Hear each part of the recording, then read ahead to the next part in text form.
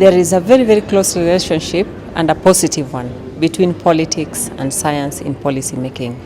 And this is because policy requires scientific information. You can not make quality policy if you don't have quality research findings. The discussion of today is then, what is my role? What is the government role? What is the private sector role? And then how can we come together as stakeholders so that we get to discussion that make the process and the day suitable for all of us, for current generation and future generations.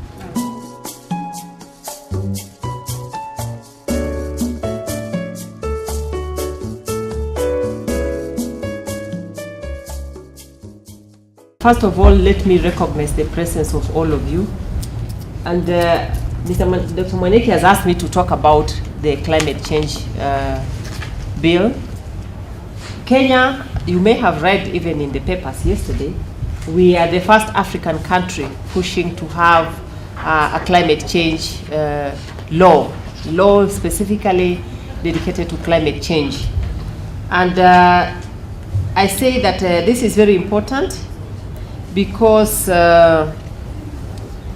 we need to appreciate that policy implementation depends on quality and effective governance system, and such governance system must be backed with a very, very sound legal framework. So our bill has gone through the second reading in Parliament.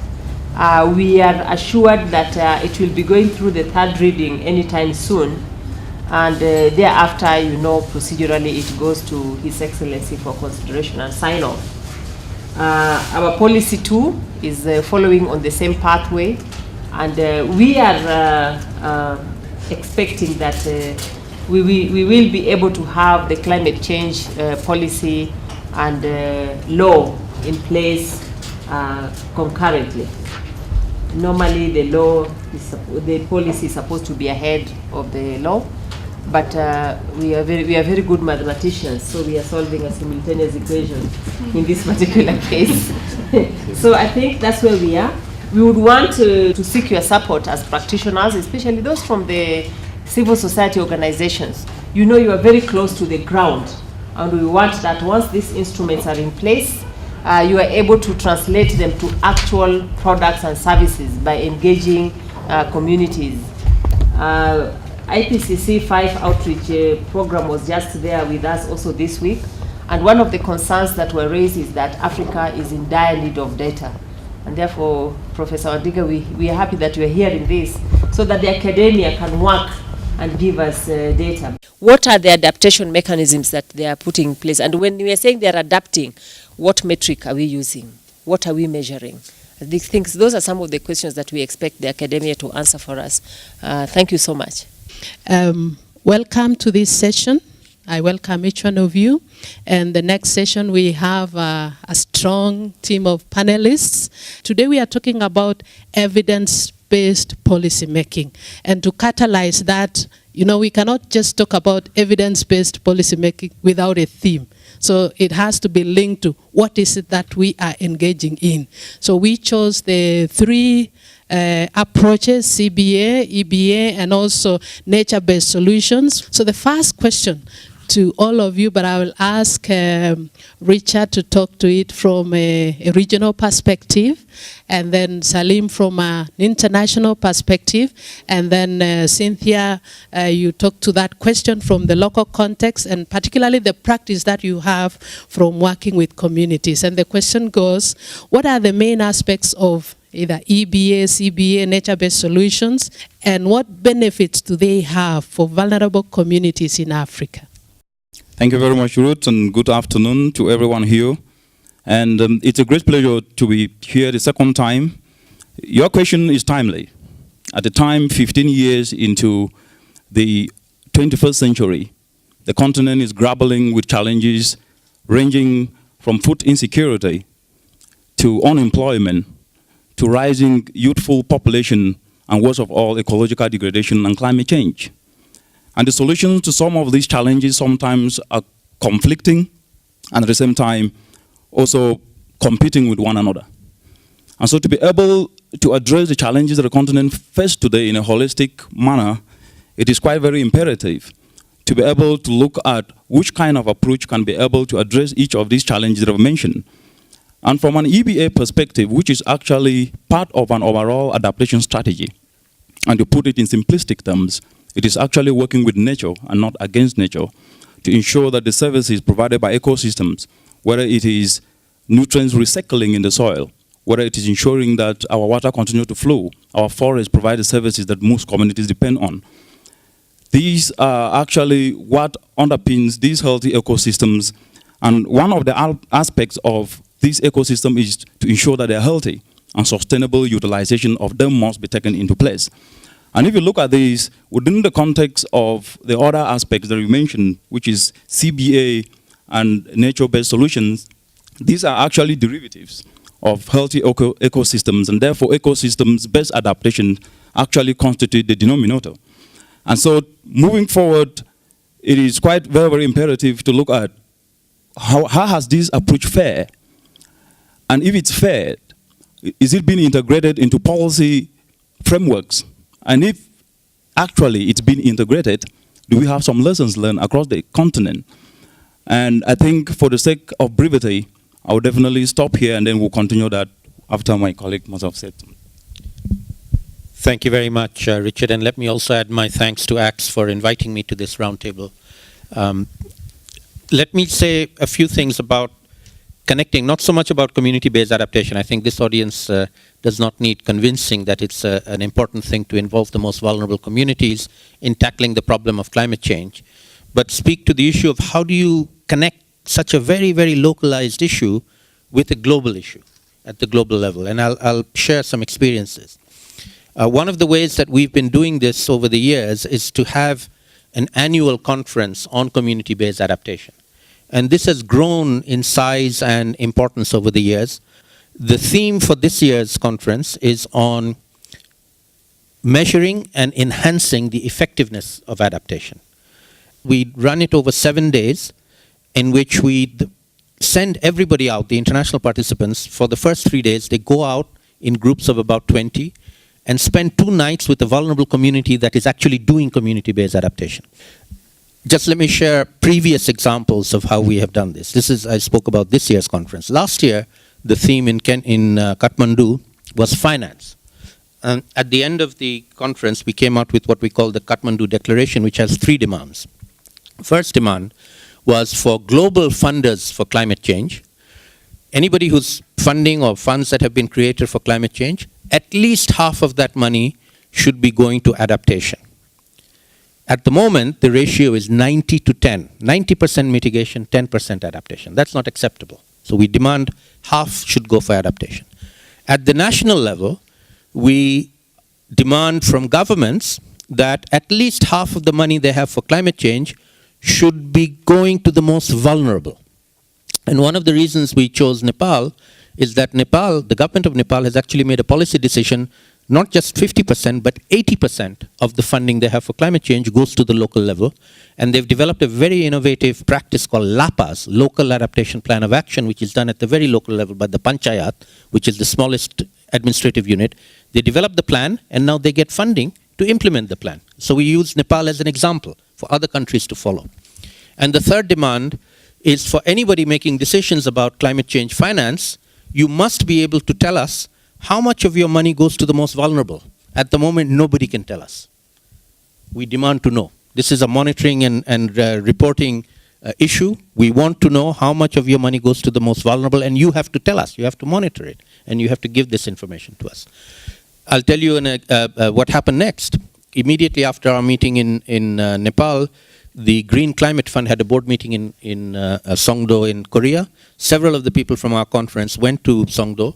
They presented the Kathmandu Declaration to the board in GCF. And the GCF board actually made a decision that they will allocate 50% of the funding in GCF to adaptation. This is a very big, it was an issue that all developing countries have been pushing for, but they accepted this. And that within that funding, there would be a priority for the most vulnerable countries, namely the least developed countries, small island states, and Africa. So these were 2 demands that have already reached success at a global level.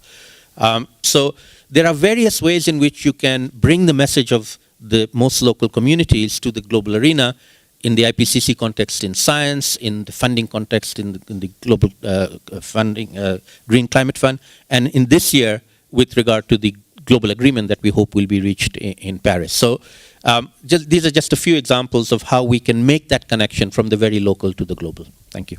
Thank you. Cynthia? Thank you.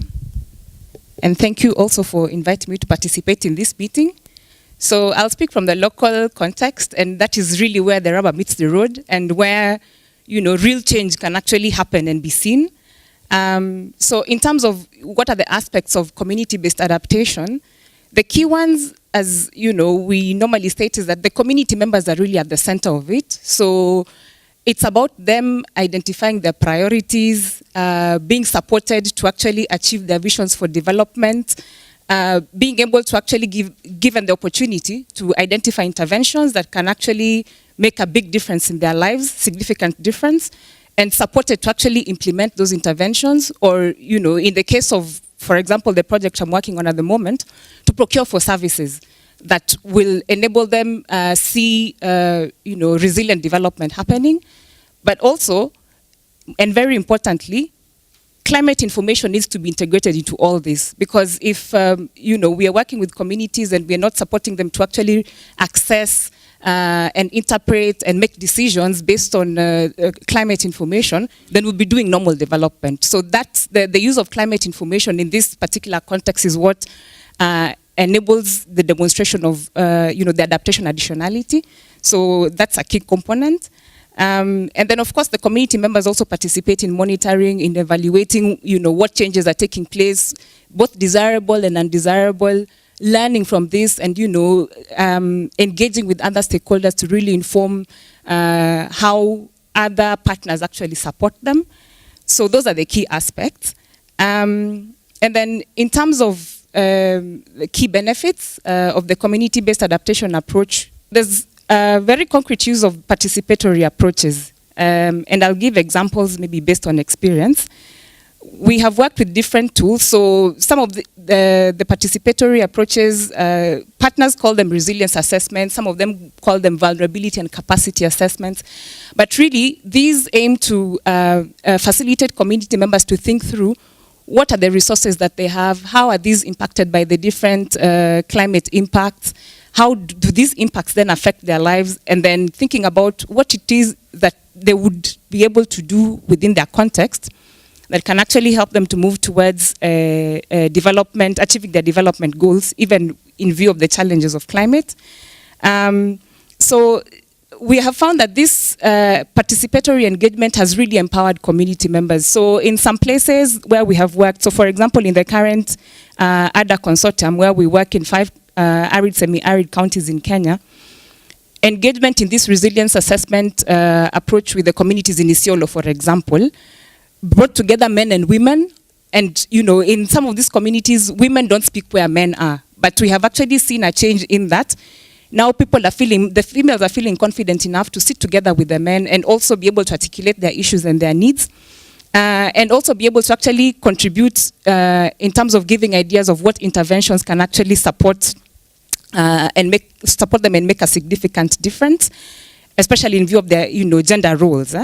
So we have seen an improvement in that, and then that the fact that the project's approach sought the views of the community members and did not impose ideas that come from those of us who sit in offices in Nairobi, also really gave them a lot of confidence. And in these forums, they're able to actually sit together also with county stakeholders, with other civil society organizations working in these places, and really be able to articulate themselves and say, this is what we require, and these are the reasons why we require it. So these are the ways in which we would like you to support us.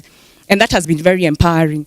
And then moving to implementation, the community members in the Isiolo, for example, were given actually the opportunity to identify service providers to implement projects. So, for example, sink boreholes, construct sand dams, renovate laboratories. So it's actually a committee within the community, representative of community members, and being provided with technical support from county government officers sitting and going through a tender process and being the ones to actually identify service providers, get into contracts with these service providers, and be able to actually supervise the work. And when the service provider does not deliver as was planned, then the committee actually sits down and says, we are not going to pay you until this and that are actually implemented. So in terms of giving them the power to actually enforce the operational procedures, see that implementation of projects happen to their own satisfaction, and really bringing in technical support from those who understand some of the technical bits of stand-up construction, for example,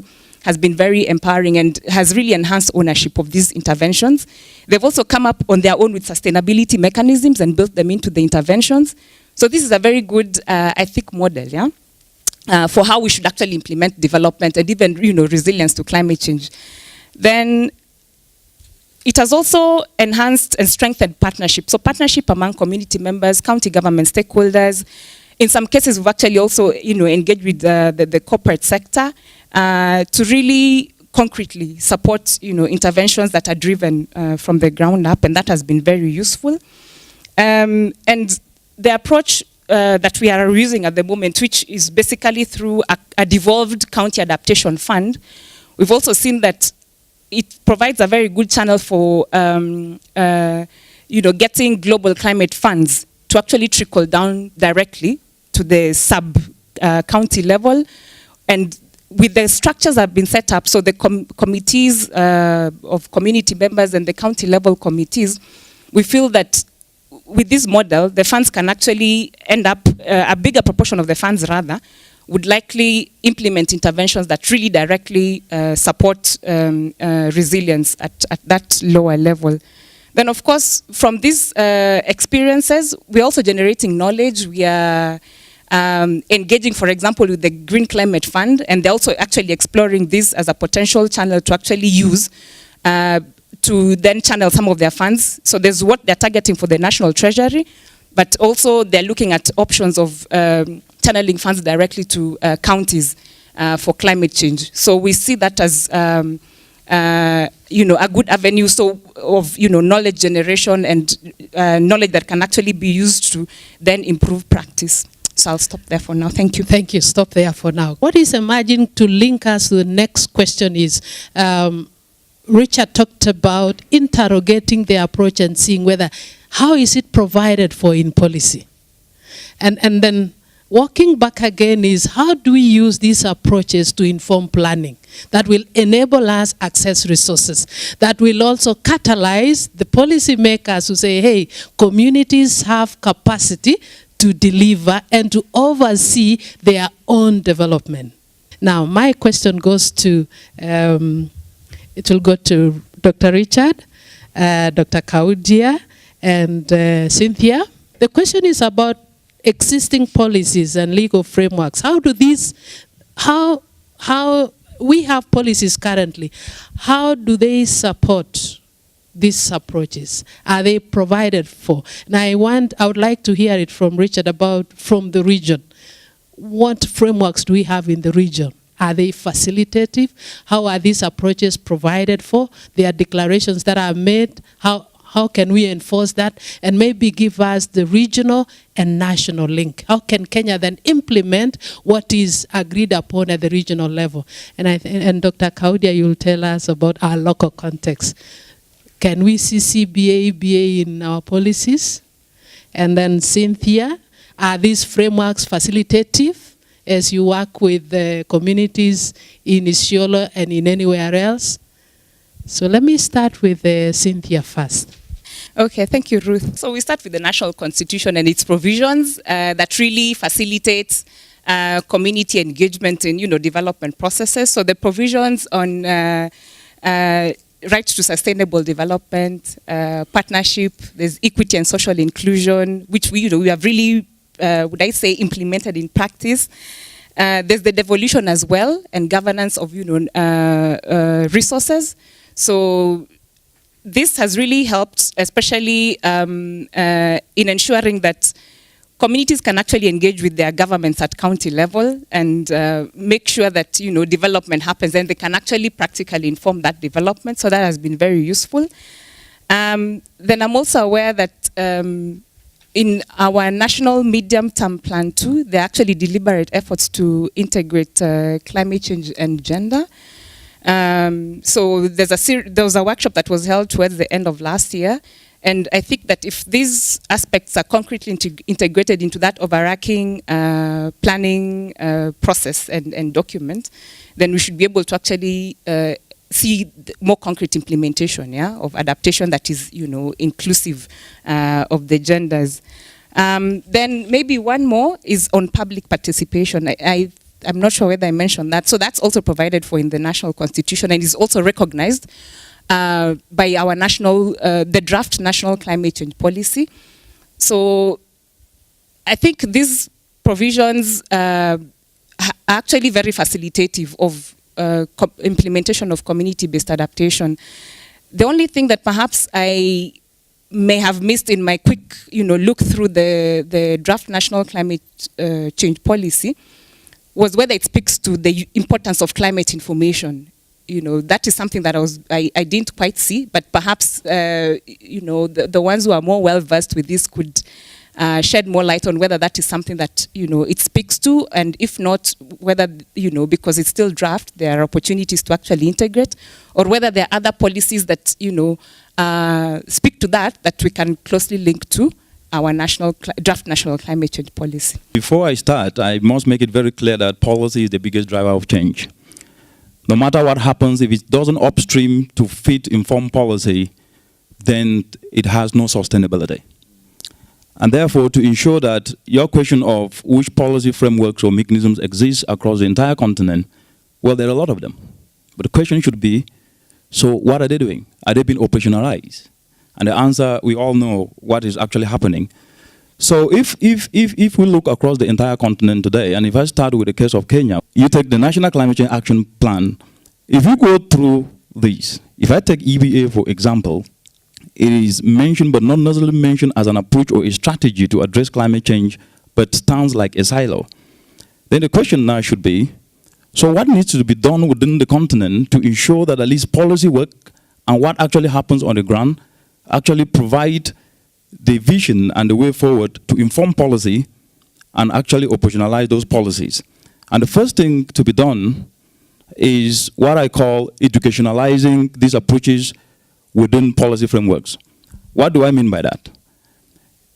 The issues that I mentioned before, increasing population, increasing youthful population, unemployment, these issues will not be addressed without putting them within the vision of national development of countries and within the vision of the entire African continent. And if this is not mainstream within the education curriculum to make this actually define this vision, we will never get there. The second is budgeting. In as much as we have these approaches and these examples that are happening, they will remain place-based unless budgeting, making budget appropriations for these become part and parcel, and this can only happen when these policies actually put these as a priority and actualize it. And as we speak today, across the entire African continent, the wave of devolution is sweeping across the entire continent. Kenya, in 2010, you had your constitution. Other countries have done that. And therefore, at the county level, to what extent can counties actually utilize, implement these approaches and actually make them inform policy and vice versa? And the third aspect is we have to build capacity. And capacity in this case is not trainings or workshops. Capacity is also ensuring that when it comes to donors as well, the aspects that have worked have to be mainstream into the programs that are funded. If you take EBA, CBA, NBS, all these will have to be integrated and shown how they can be funded. And at the same time, the aspect of outreach and communication, if you look at the entire continent today, it's consuming cell phones more than any other regions in the world. They're the biggest consumers. And there is even a slogan that Africa consumes what it doesn't produce and produces what it doesn't consume. Which means there is an opportunity to be able to communicate what is working across the continent, and at the same time, not only in terms of sharing that knowledge, but also help to connect to markets in the goods and produce that are coming out of these. And the fourth one is women. If you look at the African continent today, the food that we eat every day 80% of this food is by smallholder farmers, and a bulk of them are women. And empowering women and coming out with an affirmative action, whereby they can be able to access credit, they can be able to access finance, to be able to carry and upscale some of these actions, it's an important element that needs to be looked into. And the last but not the least is legislation. And the good news is, from colleagues here, this is already happening. But that happening, as I said, is a step forward because policy is the biggest driver of change. But operationalizing these and making this become actually the norm and not the exception is something that we have to actually answer. I think I'll stop here for the sake of brevity. Okay, yeah. Actually, when I was given this invitation, yesterday I spent the evening actually reviewing our Climate Change Action Plan, Chapter 5. And also I used a certain methodology to just see to what extent did we include community-based adaptation. I looked at the references, I looked at the acronyms, I looked at the inside of the book, and I found that yes, there is a statement about community-based adaptation, but it is a statement. It is saying we need to do, but how? The methodology is not there. And I think that is very common among our policies. And I think it's because of the fashion in which we phrase our policies. The government intends to, right? So we say what we will do, but it doesn't come out clearly with the how. So that is the acceptable, there's also convention. So we are not blaming ourselves as policymakers, but we are saying that weakness is there. So what do? We need to unpack the policy intent and statements through these approaches, because then these approaches are giving us the framework on the basis of which we can unpack the policy intentions into actions. So I think I have looked at this I call them new concepts, because it seems it's a language which is developing, You can call it community-based adaptation. We have ecosystems-based adaptation and nature-based solutions. But you see, there's a common denominator there, which is nature. It's ecosystem. It is land. So I find that when we look at the various policies that we have, indeed, there has been that intention. And I think that is why our ministries and private sector and even the civil society are very active, because there is an enabling policy framework. If we didn't have that, you would not be able to move forward. So by deducing what we have, indeed, I find that our policies have strongly articulated the spirit and the need for these community-based adaptation mechanisms. However, as I said at the beginning, we lack a universal global metric on adaptation. So I was thinking, in the case of Africa, what do we stand to lose if we have a very strong bite from climate change? If the temperatures go to 4.5 degrees, if there's that change, what are we going to lose? Our biodiversity resources. Because that is the natural capital that we have, that we need to safeguard, that will enable us actually to be resilient and to be able to adapt. So I was thinking, and this is just my thinking, that we may need to have a biodiversity wealth index in case we don't have. And also, because the most impacted people are the poorest and the most resource constrained. So we could also have the livelihood security index. Now, when we have these two indices, we can have a combination metric that can be BioLife index. Kenyans are innovators, isn't it? So we have just innovated an index now. And I'm saying this because Professor Wandiga is here, and we need the academia to work on this. They need to develop this index that will now make us to move very strategically and with a focus and as a target to say by 2030, Kenya's adaptation capacity will be at this level. And therefore, when you're using that index, you can even say when you go to the National Adaptation or the Climate Fund, you can say in this region we have done analysis, and according to this index, this is where we are, and therefore we need this amount of resources to enable them do what? Enable the population adapt. Because the population adapts, then the ecosystem is also safeguarded. So that is what I can say at the moment. Thank you. Great. I think I'm happy there. we have CBA anchored in the policy, you know?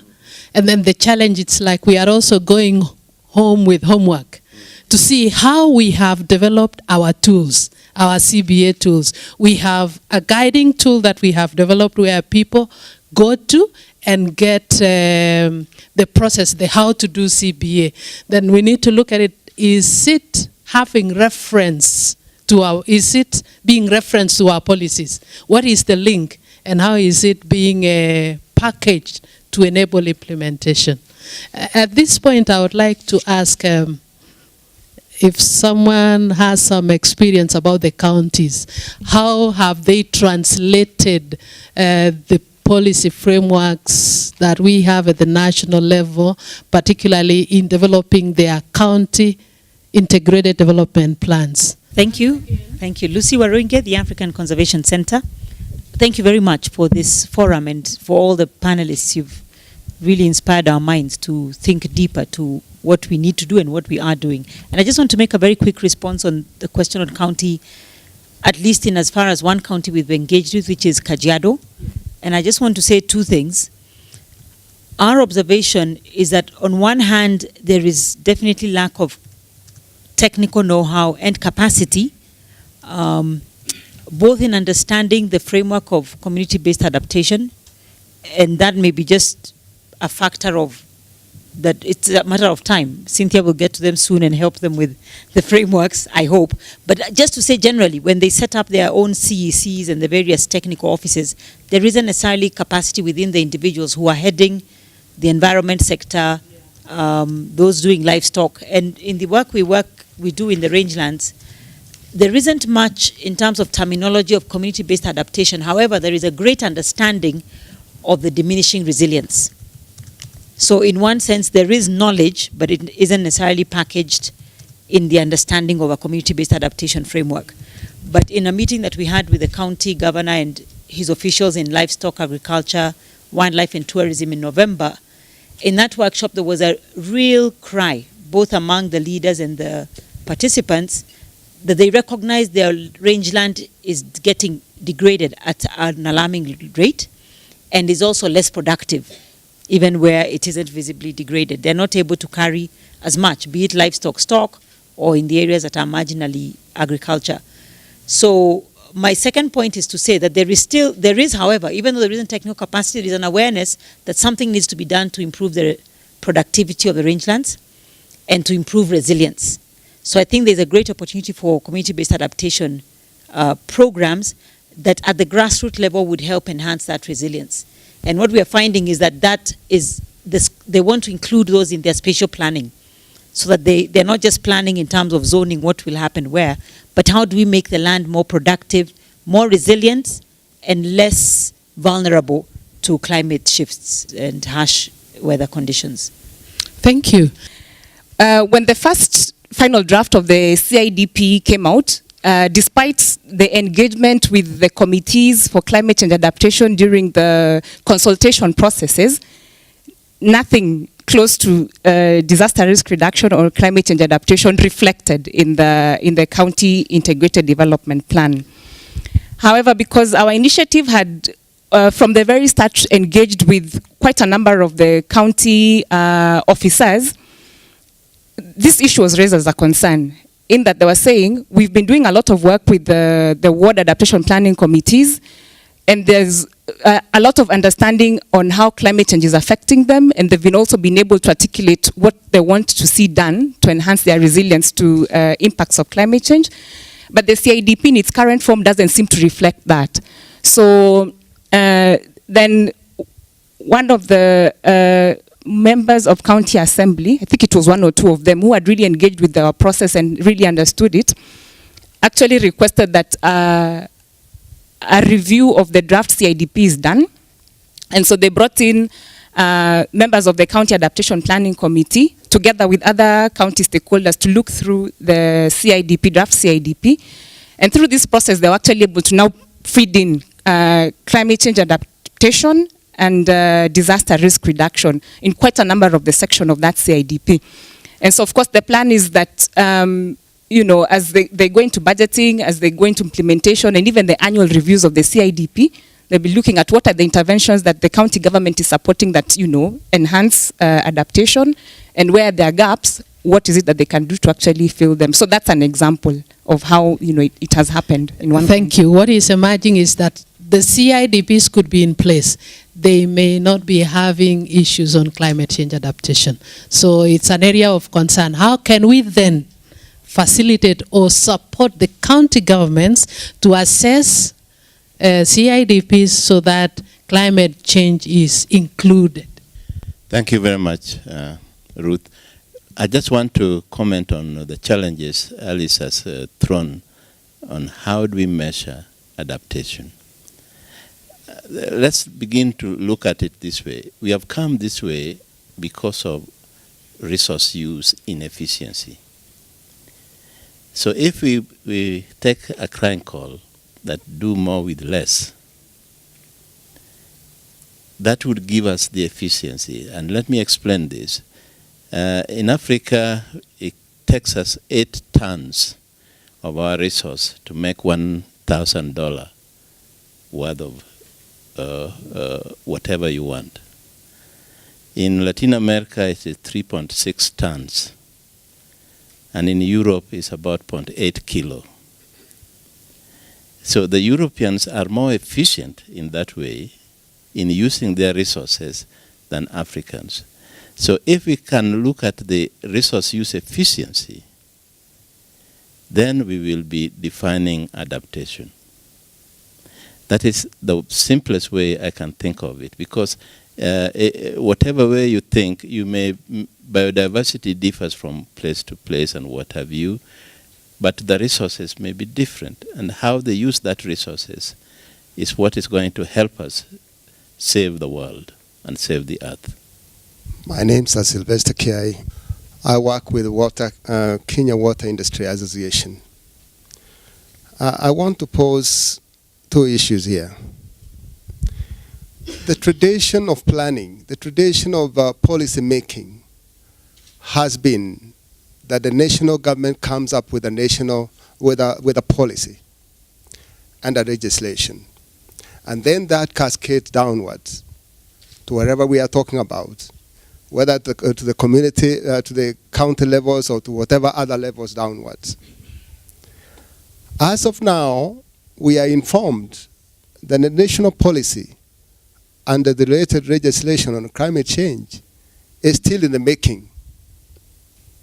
And yet, we expect the county governments to be borrowing leaf from that policy, from that legislation, to come up with their plans.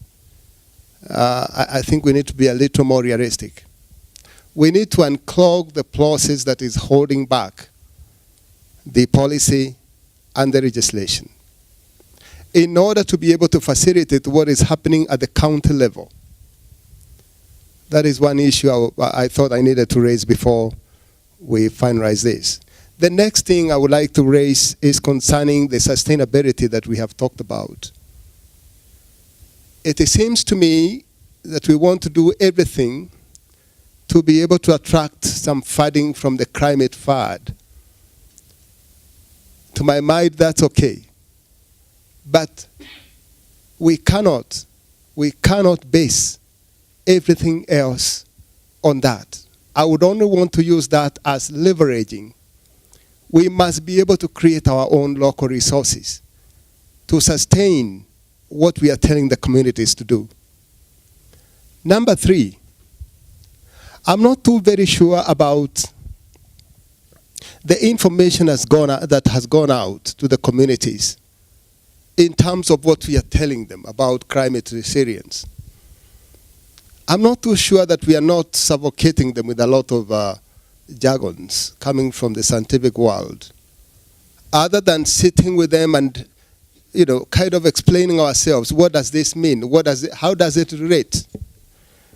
I say this because way back in 1992, when we first talked about climate change in this country, it sounded far-fetched. I remember making an argument that climate change is not coming, it has been here with us and is accelerating, and we need to do something. And somebody said, well, this is the science you are bringing from Europe and blah, blah, and so on and so forth. Now, but the same worry is here with us. We are saying we want community-based adaptation projects and the programs. How much of this information has filtered down to the communities? Or are we just coming one day telling them this is what is happening, and then after that they say, well, we'll wait until they come again and they bring in some money? I think we need to generate not just the need, but also the know-how and the way out. The community must see the way out, other than wait for me to go and tell them what to do. Thank you very much. Thank you. Food for thought. And I would like to throw the concerns to the panelists.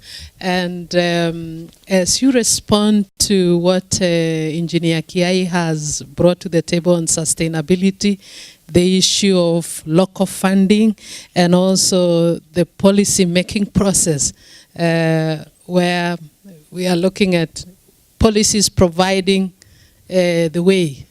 So before we even do the planning, do we have anything in place? You know, it's a control measure. So as I throw it to the panelists, the issues that have been mentioned, I'm going to the next question on financing. So you respond and then pick the question. That's okay? And then I'll add you 1 minute to your 5 minutes. And the question on financing is, Salim, how can we increase financing to adaptation? And Richard, do we have any regional opportunities? Is the Africa Development Bank our bank? What are the opportunities that are existing there? Or what Engineer Kiai say, hey, let's not go out there. Let's use our local resources. What are the opportunities? And I think, Dr. Alice, you'll talk about the policy and any other thing, and maybe also underscore what Professor mentioned about the measuring adaptation is also important. As we measure, we are making a case for adaptation. When we make a case for adaptation, funding, we attract also funding. So there are opportunities local. We are also attracting from outside. That's a way of capacity. May I start with Salim? Thank you, Ruth. This was a very, very interesting discussion. Let me start with the issue of measurement, which you've quite rightly pointed out, Alice and Professor Shem as well. And as I mentioned earlier, the theme for the conference in April is very much about how do we measure and enhance the effectiveness of adaptation. And one of the measurements is utilization of funds, and that speaks to the issue of raising funds. Unless you can show that the funds are being well used, you're not going to get money. And at the global level, as I mentioned, you know, the GCF has made a decision of 50% of 100 billion going to adaptation. That will not automatically come to the countries like Kenya unless you can demonstrate that you can use the money well and absorb larger and larger amounts of money. So if you can use 1 million well, you'll get 5 million. If you use that well, you'll get 50 million. If you use that well, you'll get 500 million from the global community. In the next few years, there will be more money chasing good actions than there are good actions being able to get the money.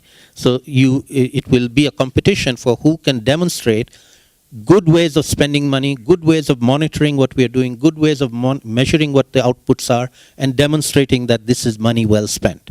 And if we can do that, and that's a huge challenge for the adaptation community in general, Kenya in particular, if we can do that well, I think we have a major opportunity. If I can also just add one other element to the discussion of how do we share across countries. Another opportunity that these kinds of meetings offer, and the one we'll have in Kenya, is this sharing across the different countries. We'll have people from many different countries who are doing many different things. They will learn from Kenya. You are the host. But then you can also learn from them. And in future, one of the things that we are looking at doing more is cross-country learning. Each country is doing something, as Richard says, you know, everybody's tackling the same problems, but in a slightly different way. And we can see how they're doing it and learn from each other. So I think this mutual sharing of actions is something that is becoming a useful arena for us to explore further. And I've had a discussion already with Alice about this, and last night with Judy Wakungu, about having a South-South exchange initially between Bangladesh, where I'm located, and Kenya, but then broadening it out beyond simply Bangladesh and Kenya, so we can learn from each other, learn within the regions, Asia from Africa, Africa from Asia. There's a lot going on, and there's a lot to be learned from each other, and that's something that I think we can think a little bit more about how we do it better. Thank you very much. I think the issue of financing for adaptation is a very crucial issue. And your question whether the African Development Bank is actually an African bank, I would sound like a diplomat now, not answer it directly. But let me now remove my diplomatic cap a little bit and then say what is real. I think in 2013, UNEP launched the first Africa Adaptation Gap report, which shows very clearly the widening gap when it comes to adaptation, and that if the world was to hit 2 degrees, then the adaptation cost was to be about 35 billion. And if it goes up to 4 degrees by 2070, the adaptation cost to be about 350 billion. This year, UNEP is launching the second Africa Adaptation Gap report. And what the report is looking at is, yes, we know the cost. Then how can Africa look internally to generate local revenue, domestic revenue, from the resources that we have? And then next week, we have the African Ministerial Conference for Environment with theme harnessing Africa's natural capital for sustainable development and poverty. And if you look within this sustainable development, there is a meeting in July, which is actually financing for development that will take place in Addis.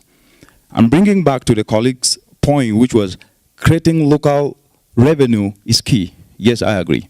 There are just some few statistics that shows how what Africa is generating. If you look, the annual domestic tax in the continent amounting to 520 billion, annual mineral and mineral fuel earnings amounting to 165 billion.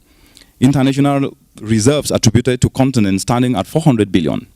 And this diaspora remittance that comes into the continent in 2013 was 64 billion.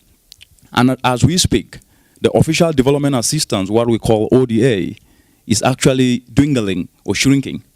And therefore, depending on official or on foreign assistance is a risky strategy. So the idea of looking within becomes paramount. And then the question is, how can we then do that? The African Union Agenda 2063 has a very clear pathway how to do that. But notwithstanding, the illicit financial flows that are leaving the continent, on the 1st of February 2015, the African Union launched a report which shows that between 1960 and 2015, the continent has lost $1 trillion US, which is equivalent to about the same ODA that has come into the continent. So the question is, how can we then reverse this? Which then has to come into operationalizing the recommendations, which is reforming tax systems within the continent, putting financial intelligence units so they can be able to share information within the continent, and at the same time also discussing within the sovereign realm of nations, how can you be able to tap the natural capital that is there before you start even talking about the African Development Bank? And what I'm trying to say here is to demystify the idea that we can only depend on a bank to be able to fund our adaptation, that even within national sovereign nations, you can be able to generate resources within the same country to start implementing and upscaling some of these. And lastly, the African continent loses 35 billion a year in importing food. The same continent have 60% of arable uncultivated land, and at the same time, it spends every year 35 billion. It is therefore imperative to start actually looking at how that money that is being lost can be reinvested using nature-based approaches, in this case, ecosystem-based adaptation, coupled with community-based adaptations, to be able to ensure that the land, which at the same time, the continent is losing 68 billion as a result of soil degradation and erosion, can then reverse this. So the continent doesn't lack resources. What I think the continent lacks is to prioritize and actually look at what is at stake and reverse this. And only by doing that can we prepare a stronger tomorrow by investing in today. Actually, I had lifted my hand up particularly to support the proposal by Professor Wandiga that we come up with a metric that is based on resource efficiency. But it will still be a summative index. because we have inefficiency in water, in energy, in material input, in agricultural production systems and so on. And you find that continents like Europe, they have an index. They can have a factor 20. By this time, we shall have reduced our use of water by this factor. We don't have that kind of metric. And I'm throwing this still back to the academia because we really need to finance research. We can talk of adaptation. Yes, I agree we need money for adaptation, but that adaptation should be informed by science. And what we lack so much is primary research. There's a lot of analysis from secondary data given. Then I also want to agree with the engineer that our policy formulation should not be in the traditional way of the top saying this is what will be done and then cascading or trickling down. Trickling is a more slow process. When they say the development will trickle down, it only comes in little bits and pieces of dots. By the time it reaches the bottom, the top is satisfied, isn't it? So I think the fortunate thing with Kenya is now within our constitutional framework, the provision for public participation ensures that even when you are formulating policies, you really have to go to the people.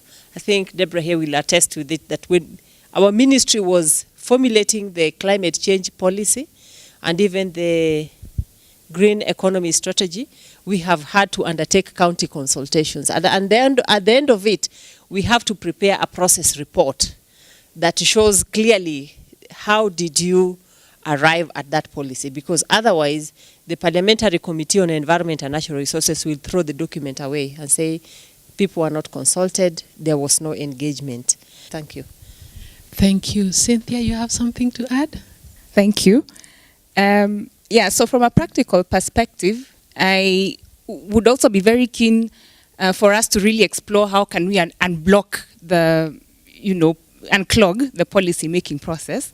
So I'm very much in agreement with Engineer Kiari, and I'll give a practical experience that we are having at the moment. So we are trying to establish a devolved county adaptation fund. And for this fund to actually come into establishment at the county level, there needs to be legislation passed within each county to then establish it formally as a public fund for climate adaptation at that level. So now we have worked with our counties, the 5 counties that we are working with the stakeholders, to actually come up with operational guidelines that will then inform the content of the legislation. But now the situation we have run into in Wajir, which was really trying to fast track the establishment of this devolved fund, is that those operational guidelines were taken to the county assembly for them to consider and see how it can be crafted into legislation. And then they came back and told us that they are unable to actually proceed because there needs to be a policy at county level to support the establishment of this legislation at that level. And because the national policy on climate change is still in draft form, we are kind of now stuck, because that's the one that should actually provide, overarching guidance for the formulation of the county policy that will then lead to the drafting and institutionalization of county legislation for devolved climate adaptation funds. So we really need to find a way of unblocking this, because we're actually stuck now. And we are trying to explore alternative ways of going around this. I'm not sure how it will go. But if at all there was, flexibility that actually counties can go ahead and, maybe develop policies so long as perhaps they're in line with, like, for example, Public Procurement Finance Act and the National Constitution, then at least that could help us. So we are trying to see how that will go. Okay. Then, another point on the sustainability of financing. Again, I agree that we should not be looking to, the global climate funds only. And so with this devolved climate adaptation fund that, we're trying to establish at county level, we're actually looking for ways to ensure that, because it's going to be a public fund overseen by the county government, the county governments should actually be able to allocate funds from the budget allocated to them from national level. That's actually what we're aiming at. And if that happens, then, it will ensure that there's greater ownership, number one. Number two, that the county governments will, on a sustained basis, be able to channel funds into this fund to then support adaptation and resilience at the local level. But also that they can source for funds from elsewhere. So, engage with the private sector and, others to ensure that there's actually sustained and sufficient funds to implement adaptation. On the issue of terminology on community-based adaptation, among community members and the complexities of that, from the experience in the work that we have done, we normally just ask questions that draw out the community's experiences. So we don't tell them that this is community-based adaptation and this is what it entails. So a series of questions for them to reflect on, and they're the ones who actually share their experiences. They're the ones who articulate their needs. So that's the approach, which has worked very well and would actually be advisable for anybody doing this kind of work. So don't make it top down, but draw it from the community members. Yes, thank you very much. We are seeing an example of good intention now challenging the policy making process. So which I think Alice, you'll pick it up and engagements will continue. I give Dr. Tesfaye from FAO to contribute on finance. Thank you. Actually, I would have liked to make comments on other technical areas, especially on the measurement issues, because my role is coordination of a technical coordinator for Resilience Analysis Unit, which is an IGAD initiative supported by 4 other UN agencies, FAO, UNDP, WFP, and UNICEF, and others are also have interest in this. And this is as part and parcel of the IGAD Drought, Disaster Resilience and Sustainability Initiative, which is called EDE, Ending Drought Emergencies in Kenya. So I was just listening and really being humbled, and this is quite international, regional, and national experience are very useful for the IDRISI. Regarding the finance, just to respect the question that is pointed out to me, definitely I share what Dr. Salul said about and also what Cynthia said, not only following or looking after the global funds, we have to look inside at the national resources. Countries like Ethiopia, by the way, I come from Ethiopia, are doing the same, for instance, and there is a lot of support from Kenya in terms of supporting and moving EDE, and Kenya is a champion country in terms of drought resilience. And it's the first country in Africa, in the Horn of Africa, the IGAD region, that has actually translated the regional drought resilience strategy and mainstreamed with 2030 Vision 2030 and aligned it with the MTDP. So and financing that. So we are already doing it. It's just a matter of recognizing that. And when we come to adaptation, and drought resilience, adaptation, climate smart agriculture, you name it, we are just talking about one and the same thing. And as Honorable Secretary mentioned, there is a common ground. So what is to draw that? Otherwise, we are not like talking about separate ministry. When we come to the community, we all come to the same community. Whether we mention it from climate smart agriculture point of view, resilience building, you name it by any other language, it's one and the same. So we have to harmonize, as the engineer said, our language and try to communicate with the community. Finance is just inside. It's a matter of creating the right institution. One of the thing I wanted to say as I was taking my note and listening is we really lack, our institutions lack capacities, and African institutions need those internal capacities to drive these agenda of climate change or resilience in general. Thank you very much. Thank you very much for those contributions. And at this point, I would like to ask if there is someone who has a question particular that can be answered by Richard. So any questions to Richard before he leaves? Okay, thank you. Once again, my name is Michael Laguerre from Organization of African Youth. On a local context, because as a country, we are much dependent on our natural resources. And in the coming years, you are tapping oil, coal, and everywhere. And even soon, you can hear oil in Nairobi. So in a regional perspective, as the development country are shifting to safer energy, and as a development country shifting and really targeting to tap into this, which is still really a threat to climate variability and the change. So my question is is it an opportunity also, or a threat in the global context? As we speak, the oil prices have drastically dropped. And some countries in the African continent are feeling the impact. And oil is not a renewable resource. Our ecosystems are, if they are better managed. They provide our water, as I said, they renourish the soil that grow our food. And there's a World Bank report which came out 2 years ago showing that if agriculture is the only area that can reduce poverty levels 2.5 times more than any other sector. So investment in this particular area through nature-based approaches is the best way forward. However, most of the time, there have been oil subsidies, which those subsidies should now, with what we are seeing that the fluctuation in oil prices definitely are not stable for the continent, and this touches on the issue of Africa rising. The African rising cliche has been driven most of the time by extractives. However, it is good news. But at the same time, you have 410 million citizens in the continent who are impoverished. So then how can we make this group inclusive? And there are other countries that don't have extractives. So investing in agriculture, but through working with nature and not against nature, is very, very important. The second point is investing in youth. The demographic dividend in the continent can never be ignored. We can ignore it at our own peril. As we speak, 200 million youth in a continent just above 1 billion. And projected, the youth population is projected to reach 400 million in less than 20 years as we speak. The youth, as we speak, are very intelligent, they're knowledgeable, they've gone to school, they get information every second as we speak here. So they're versed with the dynamics of what is happening across the world.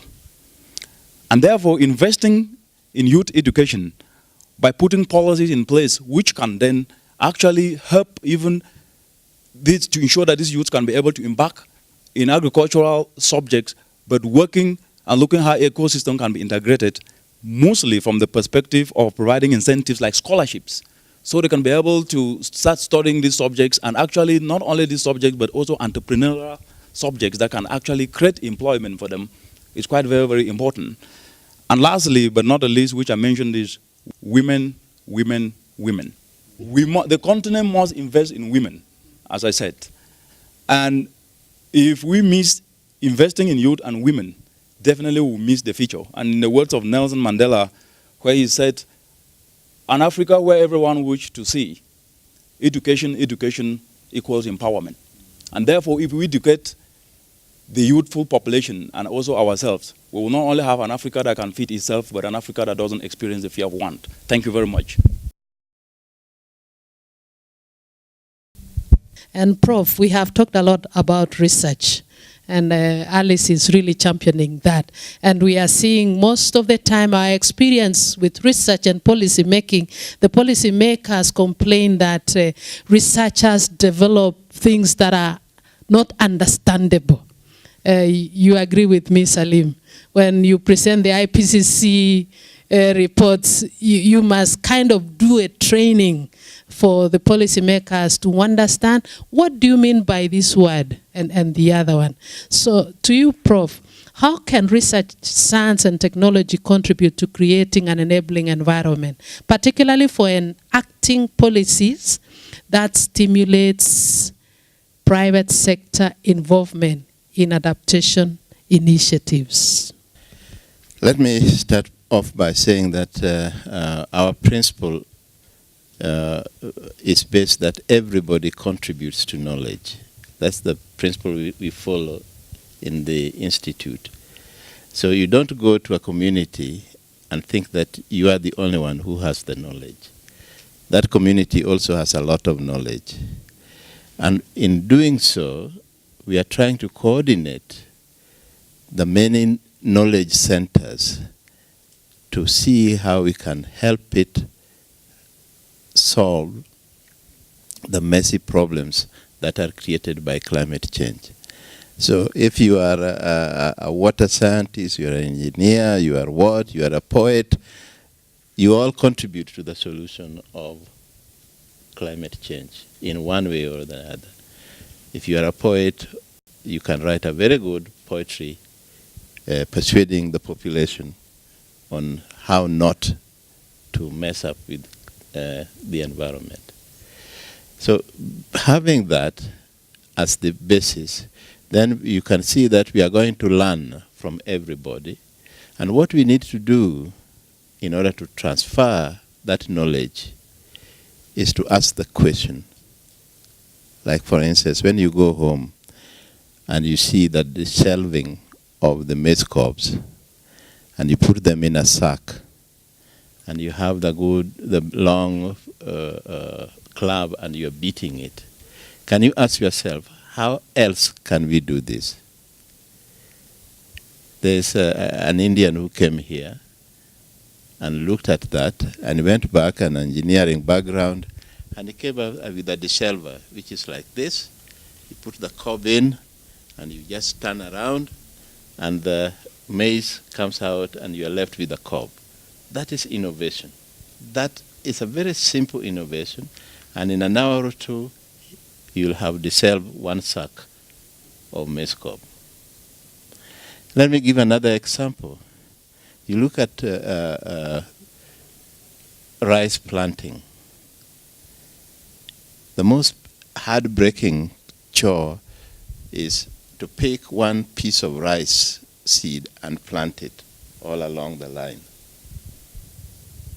Now, if you are a young man and with some engineering, you will think of a means of having something, a truck, which would be dropping that seed everywhere. You prepare the seed, bring it to the germination point, and you have this truck and you just pull it and you drop it.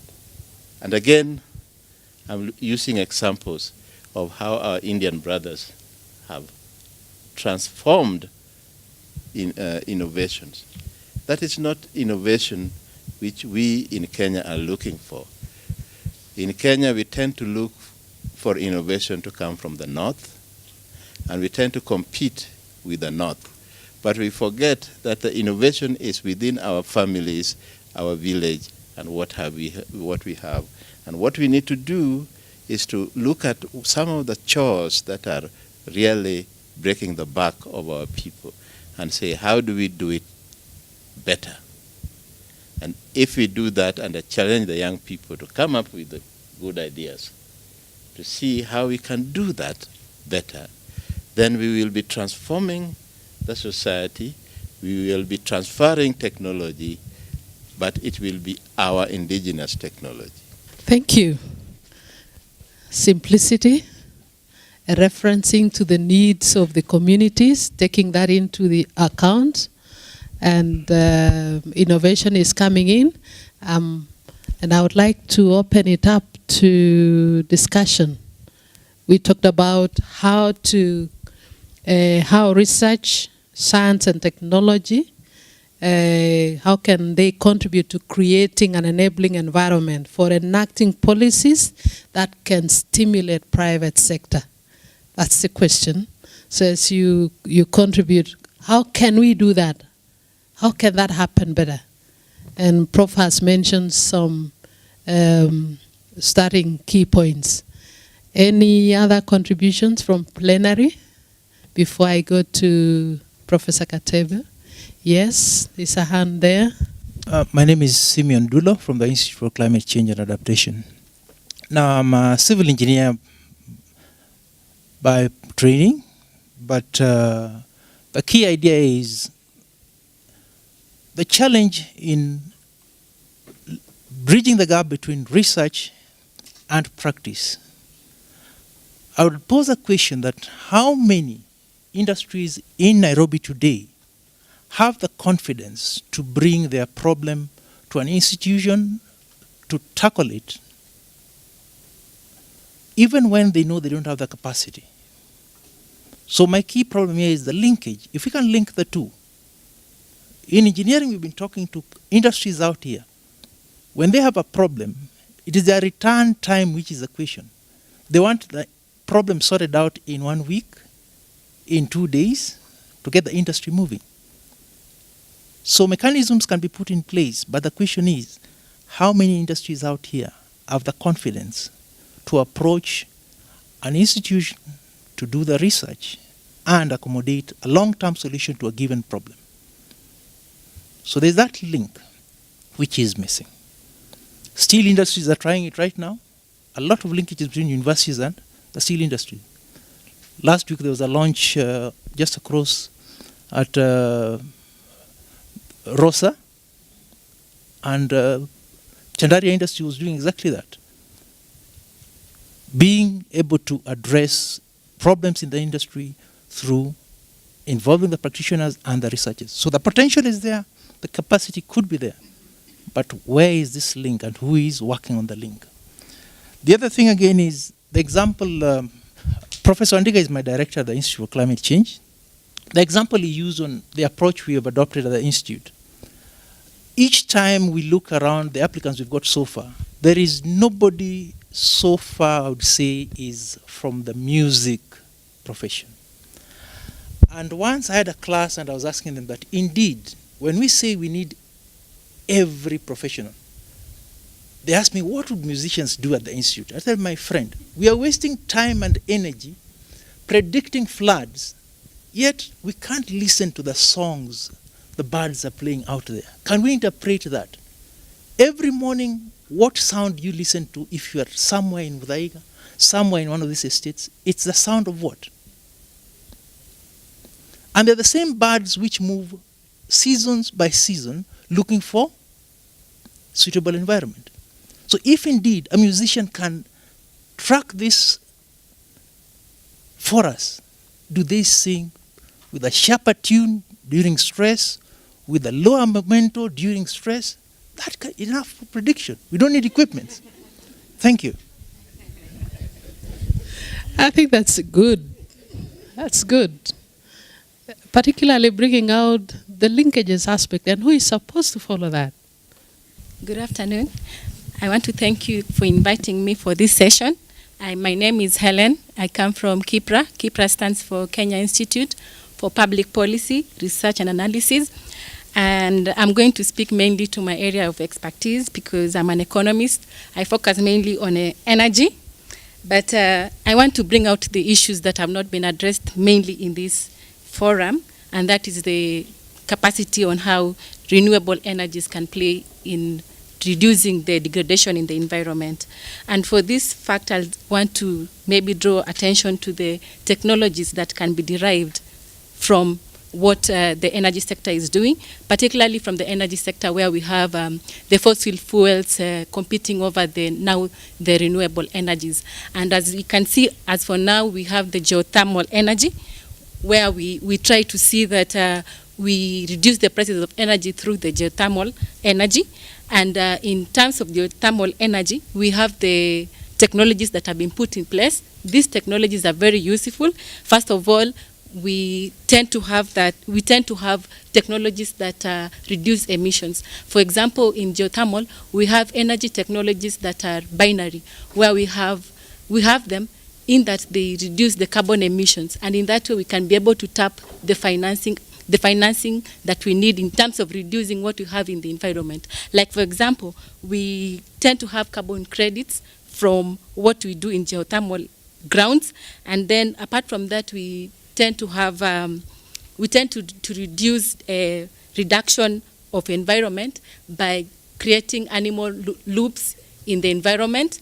And then apart from that, the technologies that have been applied in environment is to reduce those harmful effects that can cause pollution.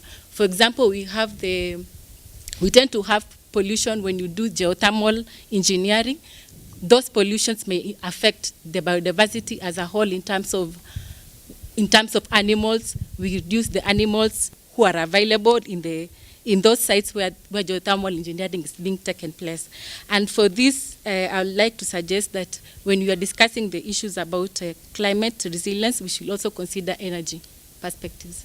Thank you. Thank you. Thank you for your contributions. And I would like to go quickly, because of time, to Professor Katebe. How can we stimulate technology transfer and support for local innovations in the context of adaptation? We have talked about community-based adaptation as an approach. Within that, there are technologies that needs to kind of enhance or accelerate adoption as we strive to build adaptive capacity. And as you think about how to stimulate technology transfer, have it in mind that women mainly are the users of technology at community level. We have also those who are disabled and those who are indigenous, people who believe in their indigenous know-how. How can we blend that as you think about that in terms of stimulating and also supporting local innovations? Okay, thank you, Ruth. I thank you, ACT, for this forum. I think it's one of the few instances where we as a country, I think we can be able to exchange, and I'm happy to see the Environmental Secretary here. She's very committed with a lot of work. I would like to look at it from the technology transfers and innovations. I think Munang has just mentioned about the youth, and that's a very important aspect. When it comes to technology transfers, I think what we are lacking as a country is how do we adopt to the local technologies. People have been trying to come up with very huge innovations which have no value, because at our level, and that's what I've seen the government is trying to do through the various bill. We have county industrial bill, I think 2014. Quite a number of them are there, and some policies we have developed is to adopt to local situations, because as you're aware, what we have, the biomass, which is the nature's gift to the poor man, and where we fall in, because that's the only resources we can be proud of, we can't fight. We must adopt to them. So I'm happy to see some persons who are allowed, who work with the ASOS area, and we have been having challenges of adopting to various technologies at their places. One of them is what my colleague there from Kipla has said about the energy things. We as a technology transfer, what we are concerned with is how do we reduce the bill, so that what Professor Wadiga said earlier, which I wanted to mention also, is how do we reduce the cost of production, because that has been one of the challenges. And as a country, as we adopt all these policies, there are so many. I participated in the JCP in Machakos for 13 counties. I think the previous one was, I think it went to Kisumu, to Eldoret.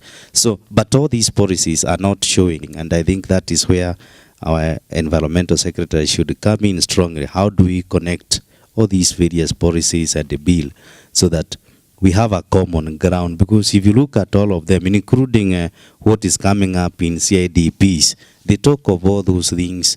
We from the Ministry of Industrialization and Enterprise, we are also bringing bills and whatever. But where is the coordination? Although the ministry is supposed to coordinate what is happening, how do we bring it at, to have a common, denominator? I think that is where, personally, from I've seen, is really lacking. And I hope we can be able to give more direction on that. So when we talk of transfers, technology transfers, and climate change, climate resilience, all those have, I call them beautiful words. The thing is, what are we doing on the ground? What we need to do is to tap the local technologies. If, for example, I go to Kajiado, it has become, I think, the best, how do you call the best girls for anybody who want to do climate change. I don't know whether it's because it is closer to Nairobi or sometimes to Narok a bit. You find the environment is highly degraded. What are we doing as a country or to transfer those technologies? And we need to adopt to various technologies, especially on energy. That's where I'm also interested in. And I'm aware, I'm a bit not comfortable with these energy from the sun, what everybody is promoting. Because remember, the solar panels is another waste. We will accumulate it in the next couple of years. What will happen? I think we need to come up with better technologies. Although we adopt the renewable energy, which is solar energy, we also need to know that those panels are waste. They are electronic waste and other waste. Some are carbon waste, because they are from polymers. Those high capacity PVCs are polymers. What will we do in the next 10 years? So when we plan for this, we also need to think better. I would go for wind, I'll go for geothermal, and I'll be resistant on massive adaptation of solar. So our technology transfer should be for that. So I think for the youth, we need to, as it was said, and one of the gaps that we have been having, and that is where industry should come in, and I hope whoever are in charge here, we should be able to adopt the internship programs. That is where we'll break the gist of having problems working with industries. If universities are encouraged, I hope next time ACTS will bring the university mandolins here so that we are able to adopt them. We develop internship program either with Kipra. Kipra has a role there, or with other agencies. We should be in a position to solve some of these problems on technology transfers and using local innovations or local materials to solve our problem. Let me rest my case there. Thank you. Thank you, Prof. Thank you, Prof, for those insights. And I'm now opening the floor. Before I take it to Cynthia and Salim to give their parting shots, then I give to Alice to now tell us what have we said. It's now open for plenary, for discussions. Yes, thank you. I'd like to contribute to the question that was before Professor Wandiga on how research and innovation can stimulate growth around the private sector. And my contribution is that researchers and innovators are not necessarily the practitioners or entrepreneurs. The people who will sit and invent are most likely not interested to know how this thing grows and becomes a business or spreads or trickles down, like Madam E has used that terminology earlier.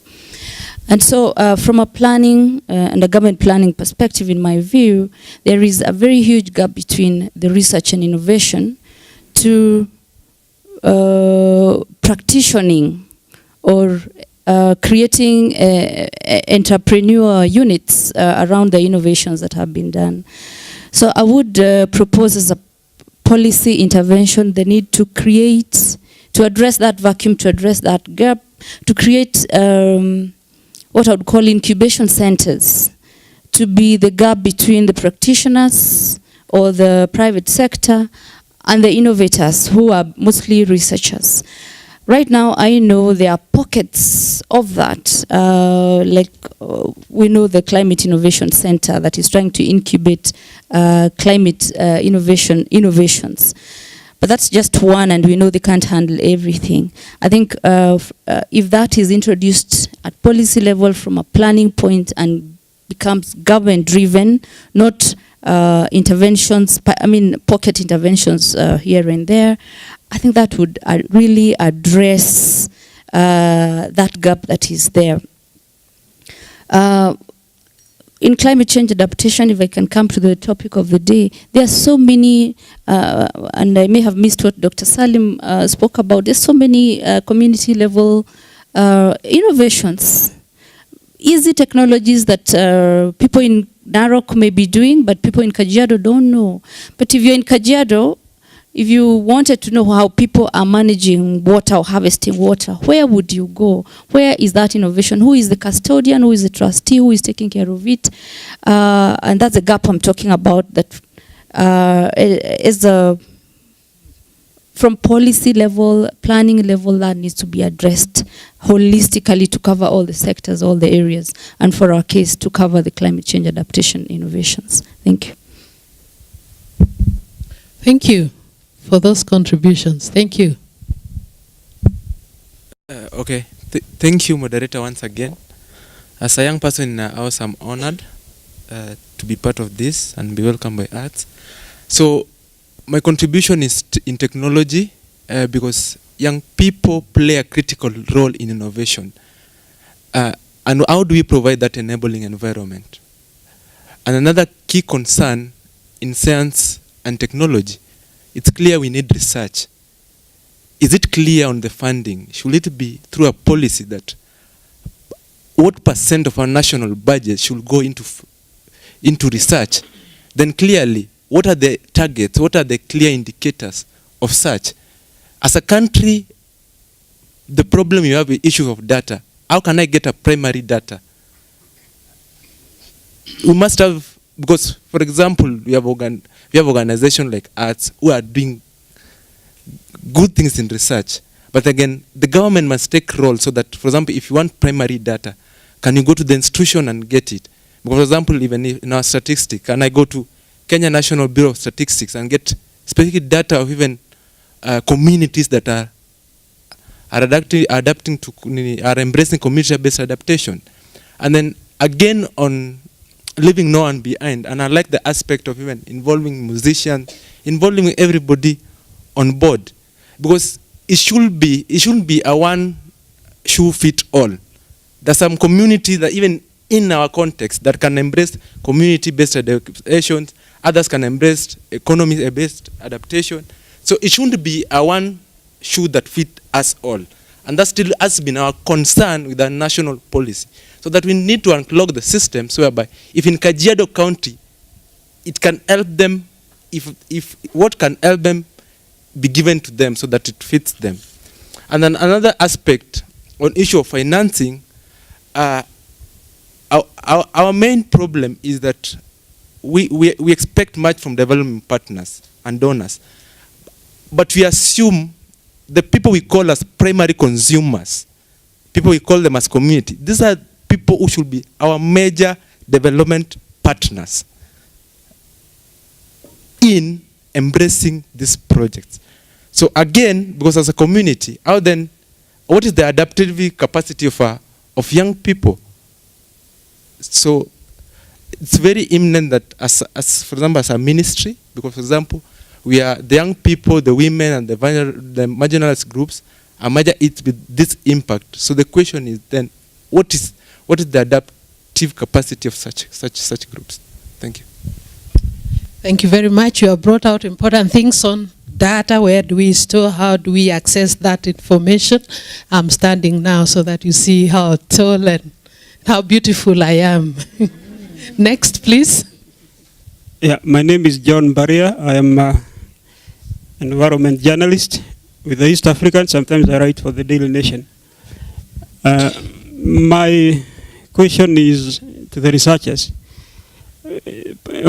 Most of the times when you interfere with the system, returning it to the stable state takes some time.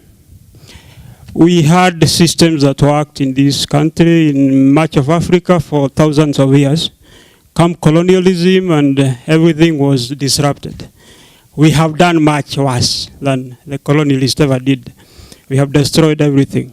But what we know, most of the things, not everything. What we know is that the best managed systems in this country, particularly natural systems, are actually managed through a traditional setup. We talk of Loita Forest, for those who have been there. It's managed by a committee led by the Laibon. He used to be called Mokombo Lesimera. I'm wondering whether he's still there. You go to Kaya Forest, managed by the Kaya elders. You go to a forest in Chuka area called the Tune Forest, managed by the Nchurincheke. Go to Mokowodo Forest. You know, those who have been there managed by system. I'm just wondering. There are also other systems that have worked, technology that has worked, which is traditional. Those who know about the Yaku people in Western Kenya, they are able to predict the weather, or if I may say, climate, using insects, birds. They are able to observe the behavior of insects and to be able to predict how the weather will be. These are systems that have worked.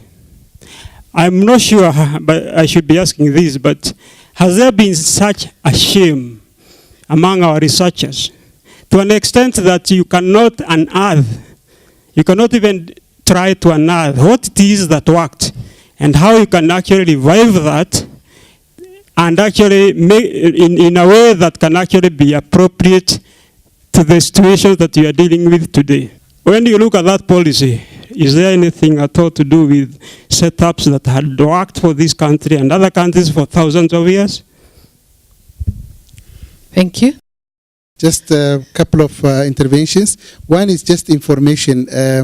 I'm not sure whether they were invited, but there is IGAD institution called ICPAC, IGAD Climate Application and Prediction Center, who are really playing a great role in the region. And only yesterday they concluded this quarterly climate prediction and advice to the region. And this is done regularly, and the one which was concluded yesterday was 39 such for a platform. So I think in terms of knowledge, we can tap into these kind of regional centers as well. They are just based in Nairobi. So it's another advantage, especially for Kenya. The second point is I would like to just comment on the mechanisms to promote innovation, and especially how to bring the mainstream research and formal center of excellence, and also linking them with indigenous knowledge. Because oftentimes we, as it was mentioned by Professor and others as well, we neglect the indigenous knowledge, and we always think knowledge should come maybe from Europe or America, technology transfer, instead of course, adapting the technology from wherever it is, from the West or internally from within Africa, and try to really scale it out so that we reach out. And there are a lot that communities within the same country and across countries in the region can learn from each other. So to conclude, the key point is I think we need proper knowledge management to trace who is doing what, where, and how, and also to really bring these bits and pieces of knowledge that are everywhere, so that we really find a mechanism to learn and to share knowledge. Basically, I want to add that IGAD is working toward this by creating a regional platform for knowledge management, but it takes a long process. So we have building blocks in the member states, including Kenya, Ethiopia, Uganda, and others, that to connect these using the technology. A lot has been said about technology, so we have to make use of the available technology to really speed up the process of this innovation process and sharing knowledge and others. Thank you. Thank you. And I think the underlying issue there is documenting our good experiences and then taking advantage of existing platforms to host or to share this knowledge forward. George. Thank you, Ruth. My comment actually is on the topic of technology transfer. When we talk about technology transfer, are we talking about the global technology transfer? Because ourselves, I think, we can say we have failed in technology transfers. I can see in this group we have several professors and several doctors and several researchers, but we have failed. As long as the local African or Kenyan farmer is using a djembe to cultivate, we can say we have failed in transferring the technology from the universities to communities. So let's not talk about the global technology transfers until that point when we have managed to transfer the technologies from researchers to the communities on the ground. That's my point. Is it wrong to use a djembe, or we only need to think about how efficient should we be? I mean, technology has to be around something, because most of us talk about change. You want to change the farmer from here to here, but you work on what the farmer has. Katebe, I can see I've catalyzed. Let me follow up with that. I was following up with the point from Professor Wandiga, saying we use 1,000 kilos to produce $1,000. I think that was correct. If you have a djembe, you can plow the size equivalent to this enclosure. If you have a tractor, then you can go for 2-3 acres. So really the reason why we are resource inefficient is because we have not transferred these technologies to the communities that use them. Prof, do you agree? Yeah, I concur partly, but what we have missed is actually on technology transfer is we are not adapting. Actually, don't need to have incubations, research center. We need innovation centers. The age of research, basic research is more or less gone. What I wanted to is just to make him aware on some key point he raised on funding. The government, through the Ministry of Education, Science and Technology, through NACOSTI, has through the Act STI Act 2013, 2% of the GDP is supposed to be for research. That is there in the Act, and I think that's why you find NACOSTI, making available funds for research and innovations. They are supposed, by the GDP, if you have 1.3 trillion, 2% should go to that. I think it's important for knowledge management and the like. It is still under STI Act, and NACOSTI is the custodian. It's only that next time maybe we need to make them open up and be known, although it's a new baby. So it was National Science Council, then it's now a National Commission. I think those are the things I wanted to clarify. Okay, one last hand here before I come to Cynthia. Okay, Ruth has requested me to say something on climate finance, specifically, I guess maybe because it's Adaptation Fund, to inform us that Kenya is among the 4 countries in Africa that have successfully accessed their quota from the Kyoto Protocol's Adaptation Fund. Quite a feat for the country. Kenya also has one of its organizations accredited under the Adaptation Fund. There are only 17 organizations that have been accredited globally. Again, quite a feat for the country currently. That institution has been nominated for accreditation under the Green Climate Fund, and there's a lot right now that is happening around preparations to get the Kenyan institutions ready to absorb the finance from the Green Climate Fund. And that was mentioned, I heard, by Dr. Salim earlier, that we are moving towards a situation where it's not competition, it's a demonstration of how capable we are to manage climate finance. And so for those here that would be interested, the National Treasury is a designated authority for this country for the Green Climate Fund.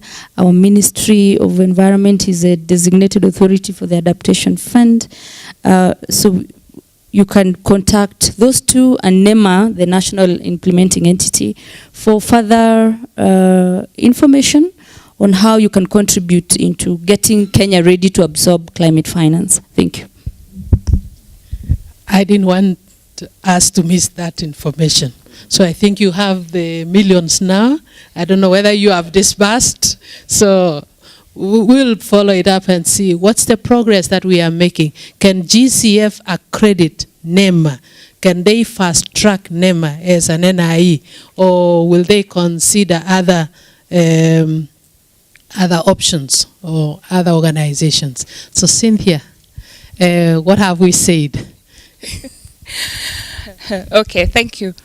I think for me, what I'm maybe taking out from here is that we should really use our individual, our institutional, and our collective knowledge and capacities to really support, adaptation, resilience, and development, and really not be held back by, what should come first. Should it be policy, then implementation, or should we implement and then inform policy? Let us just go ahead and do it. So that's the one thing that, I'm coming with from here. And, to our counterparts in policy, let us try and work together, to effectively really open the bottlenecks.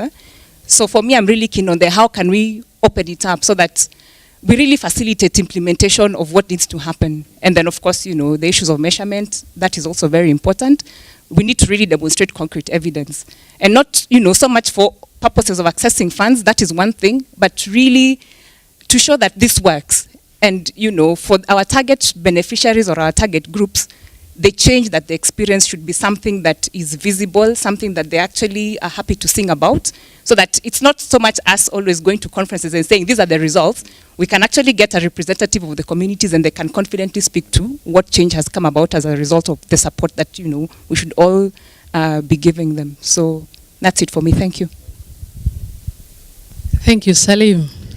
Thank you, Ruth, and thank you all for a very, very rich discussion. I will not even attempt to summarize, but I'll just share two reflections. Firstly,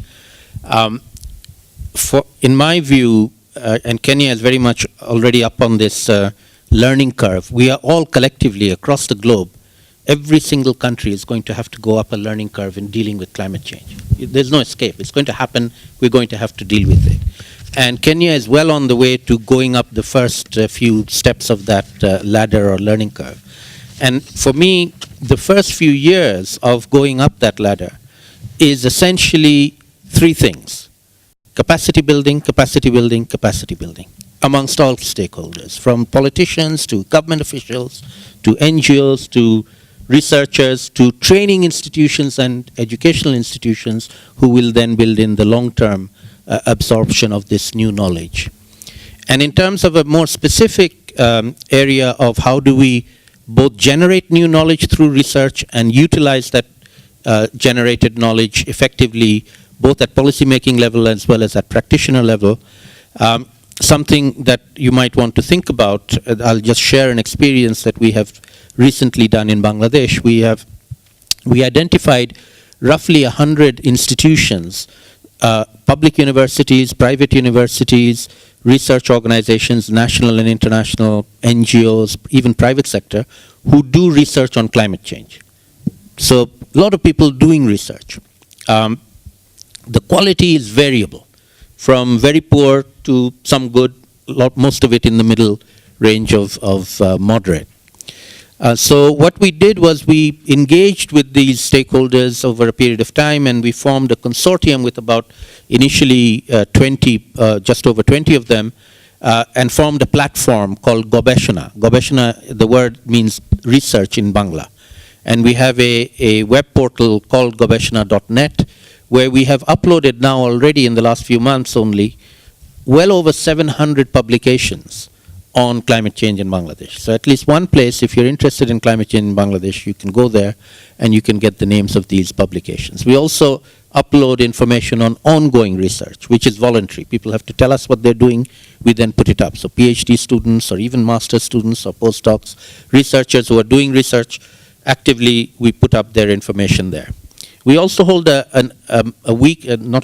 monthly seminar, research seminar, which is hosted alternately by each of the institutions. So everybody has a sense of ownership. They host a meeting like this, and there'll be some researchers each month who will present.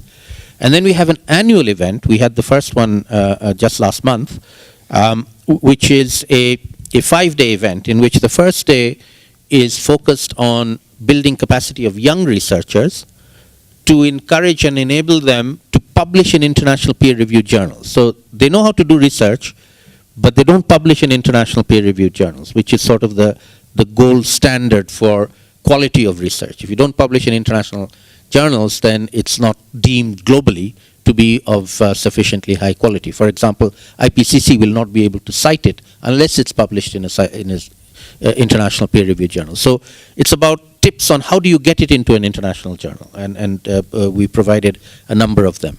Then we had 3 days of a conference, more traditional plenaries and parallel sessions on different topics and aspects, each one hosted by a different partner organization. And then the last day, we had a very high-level science policy dialogue. And we had as a chief speaker, Jean-Pascal Vanni-Purcell, who's the vice chair of the IPCC.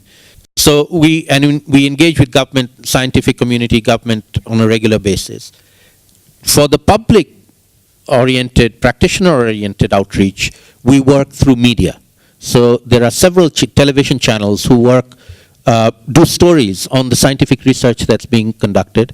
One of the leading newspapers is called the Dhaka Tribune, has started a climate change page every 2 weeks. And we help them find stories. And it's about stories, it's about innovations, it's about not the problem, but the solutions to the problem. Every story has to be a solution-oriented story about, what is somebody doing to tackle the problem. Could be a researcher, could be a community worker, could be an entrepreneur. And this is how we want to reach information to a wider public on how do you tackle climate change.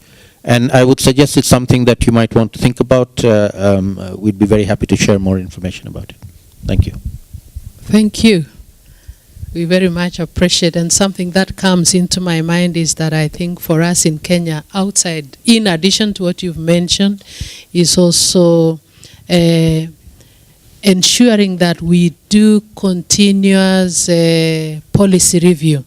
Most of our policies are more or less, can I say, outdated. They were formulated 20 years ago and do not carry the message and the spirit that we ascribe for today. So maybe it's a challenge. The Environment Secretary can pick it up and see how can the other sectors also ensure that there is integration of climate change adaptation by, as they are doing the policy review, we take advantage of that. So at this point, I would like to invite Environment Secretary to take over from here. What's the way forward? What have we said according to you? And then give us closing remarks. And thereafter, I will hand over to George. Thank you very much, Madam Moderator. Now, I'm sure all of you must have been wondering, she must be very daft because I kept writing everything, every time. And that's just because I could see in the program, I'm being told to say way forward and closing remarks. And I was not sure that we would have a way forward if we have not documented some kind of resolutions and decisions that we have come up with. I didn't want to write much, but unfortunately you have been so productive and you have given us so much. Now, I've not clustered these statements into themes, but what I have not written and I want you to take home is that, and this is from Acts, please, after you register us, constitute a mailing list, and for every forum, send it to those who came to the forum so that we continue networking. Now, the first statement, which I got as a summary, I won't tell you how many they are, then I'll give you a quiz at the end of it.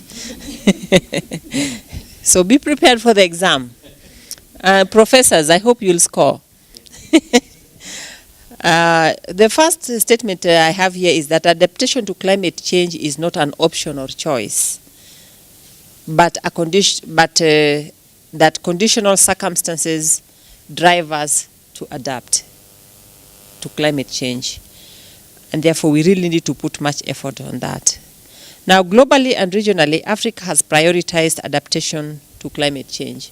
I think that's a statement which is true from us, but if you read African Union documents, the most recent summit decisions also indicate that we really must move through to the adaptation way. Now, community-based adaptation, nature-based adaptations, and nature-based solutions and ecosystems-based adaptations are approaches that enable empowerment of communities. This came a lot from Cynthia's experience, to adapt to climate change, but they need to be strengthened with clearly measurable indicators of impact. We are doing a lot, but we don't know the impact. Adaptation lacks a globally agreed target, similar to mitigation. Consequently, a lot of investment is being made on adaptation at county level, at community level, but measuring change or impact requires criteria and indicators. There is need for county capacity building programs on climate change, and in particular adaptation measures through application of the models that we discussed today, that is CBA, NBS, and EBA. The county integrated development strategies, are they strategies or program? Plans. Okay. The county integrated development plans could be weak on aspects of climate change. However, the county environment action plans have a chapter on climate change and should be referenced by the counties. Technical information on climate change should be unpacked to enhance understanding and application by local communities. I think again, this came again from Salem and the whole group here. Then we went to finance, and we said financing climate change response in Africa should primarily be from internal sources. And we can use other sources like Green Climate Fund to leverage more support. There is need for research. When we came to research, we said there is need for research to develop resource efficiency-based index for adaptation, in addition to promoting use less for more lifestyle. We consider that this index is better compared to a proposed integrated biodiversity, wealth index, and livelihood security index. I think this came now more from Professor Wandiga.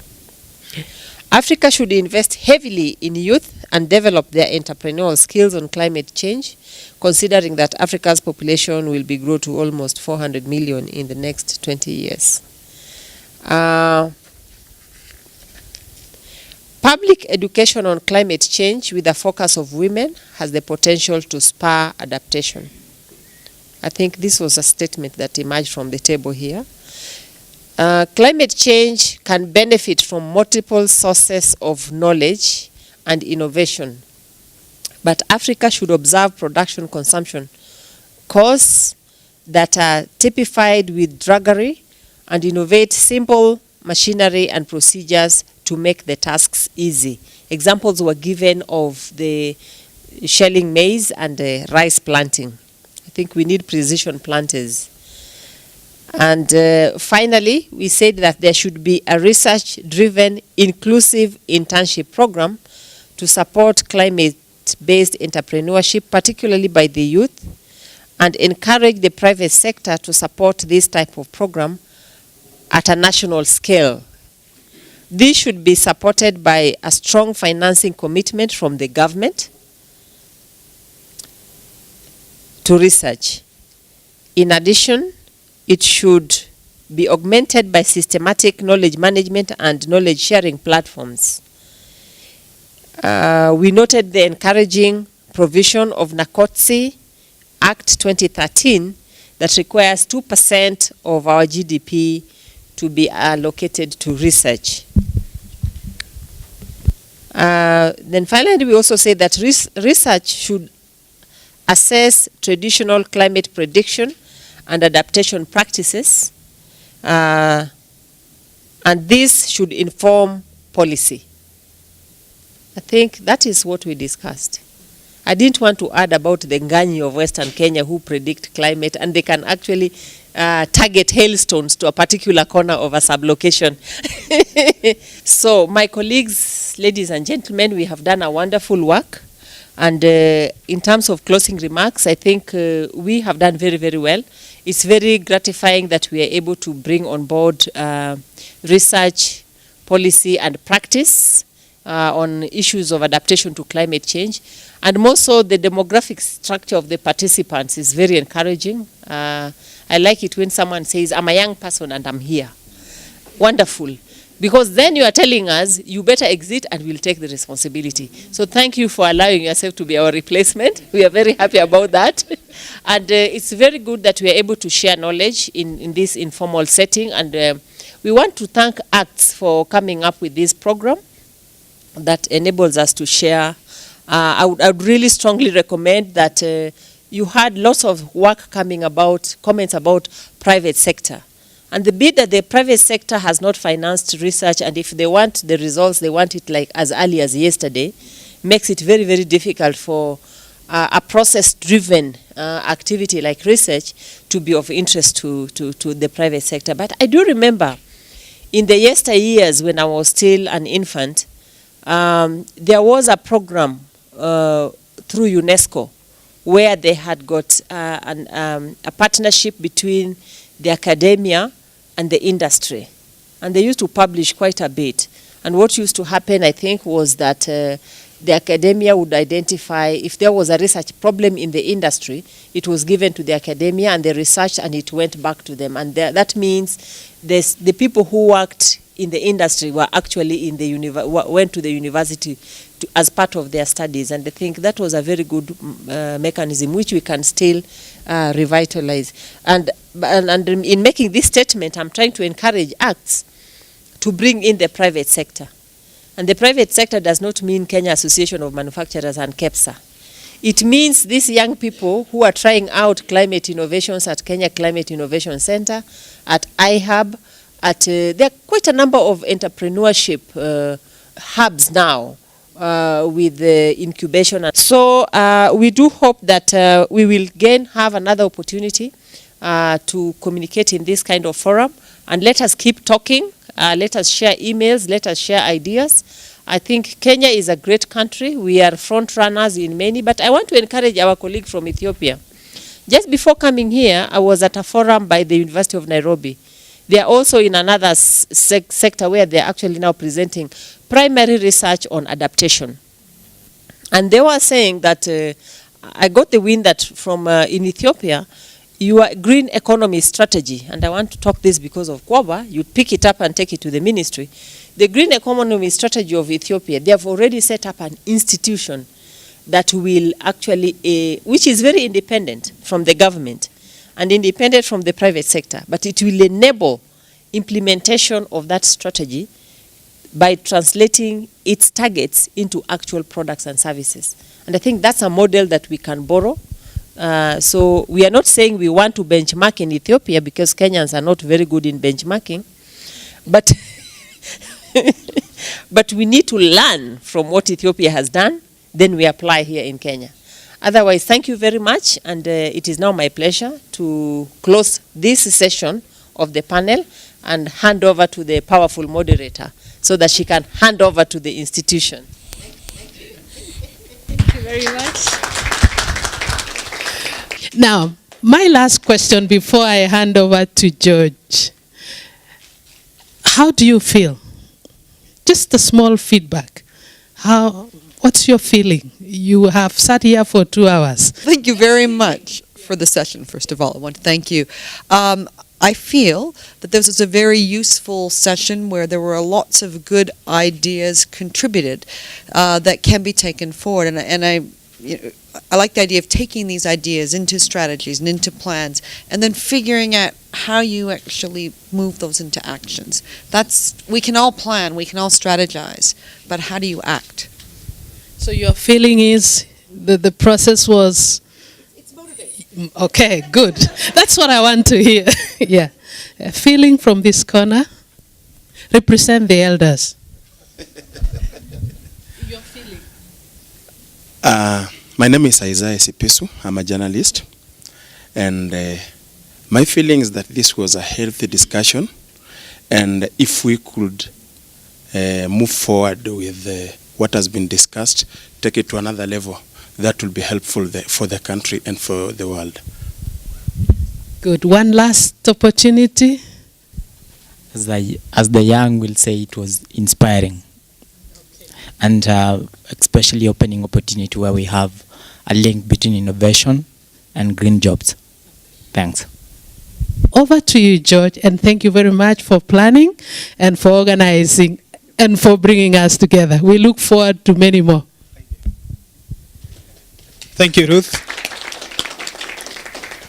So thank you very much for the more productive discussion going forward. Some of the things we discussed here, you might be wondering, what are we going to do with all that information? One of the things that we are going to do is collect all the data Alice collected and also our video crew, and then put that together in a policy brief that will be shared globally to enhance evidence-based policymaking. So all the things you shared here will be put in a nice paper and shared with the global community. So our event today was sponsored by Vakayiko. It's a funding agent based, I think Vakayiko is just a project, but the funding agency is based in the UK, and they're very interested to see how can we stimulate evidence-based policy making in Africa and also South America. So what we are discussing here is part of a global discussion, and your ideas will be shared globally. So this is the thank you stage. And first of all, I'd like to thank our panelists, Alice Kaudia, Dr. Munang, Salim, and also Cynthia. So let's give them, we have the NEMA officer here. She might kick us here or charge us something for noise pollution. Show us how we say thank you without making noise.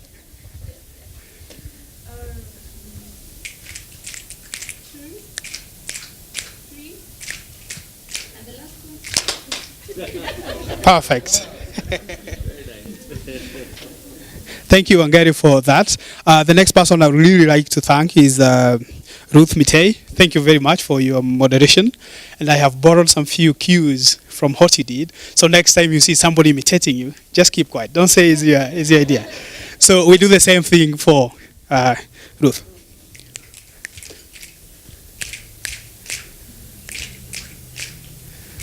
Perfect, perfect. The other person I'd like to thank is the person who was very quiet throughout, but they were taking all the discussion that we are discussing, and that is our video crew. Let's give them the NEMA thing again.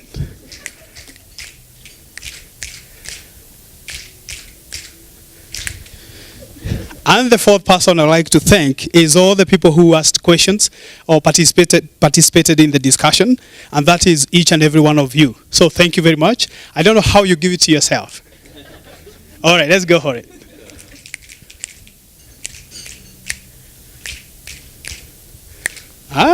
Perfect. I would also like to thank the organizers for this policy roundtable, especially to Winnie. For the good job, I think, and my colleagues at the back there, I merely spent the whole 2 hours tweeting what we are discussing. So anything you said is on the ACT's Twitter. And we have a following of how many? Yeah. Last time I checked, it was more than 30,000. So there is a big number looking at you. So let's say thank you to the group, including Winnie and the guys at the back.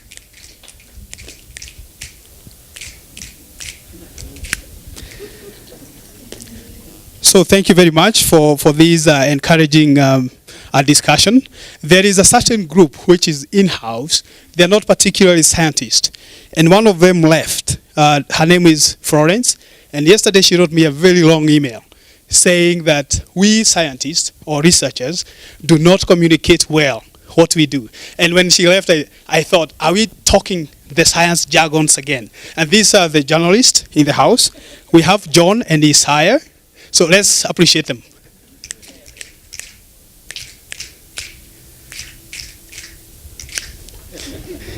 Thank you very much. And this brings us to the end of this discussion. And I want to encourage you to remain behind.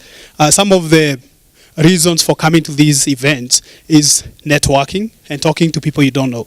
So as we go for tea, please make sure you talk to somebody you didn't know before today. Thank you.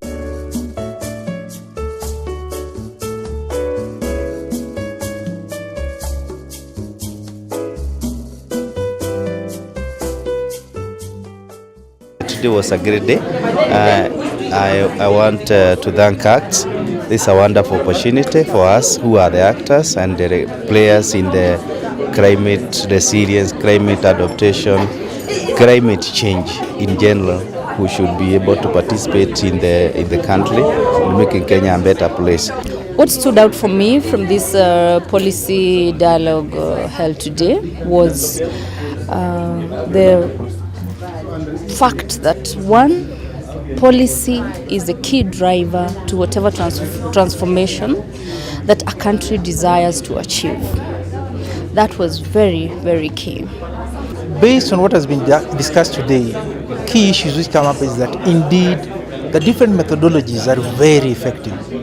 The question is how we apply it and the relevance to certain communities.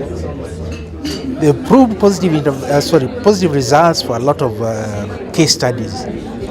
The other bit is, as we apply them, do we document? And so also coming out clearly was that, do we document good practice? And this good practice must also be available. And that's where organizations like ACTS come in. That how well do we enable people to get access to the information? I think the discussion on the link between science, science and technology and innovation, and how to bring that to the level of the community is something very important, and that has been pronounced by experts and professionals working at various levels. So I think one home tech message is about making sure that we have the right institutions created to bring this knowledge at various levels. I think the international arena and global actors are very supportive of adaptation now, much more than they have been in the past. We have generated of knowledge on climate change through the scientific community under the Intergovernmental Panel on Climate Change, 5th Assessment Report. We have funding for adaptation now coming through the Adaptation Fund and the Green Climate Fund. We have a lot of activities at the national and local level taking place around the world. So this is a very good time to promote adaptation and share experiences of adaptation, both within Kenya, in Africa, and globally. Well, I think this has been a very useful forum for me. It's the first one that I've participated in, and I've actually really appreciated, the inputs from the different sectors. So, for example, from energy, from the technology and innovation side, and really seeing how all those need to come into play to ensure that, we all really work together and support and contribute to policy and practice of climate adaptation. So I'm very grateful for the opportunity.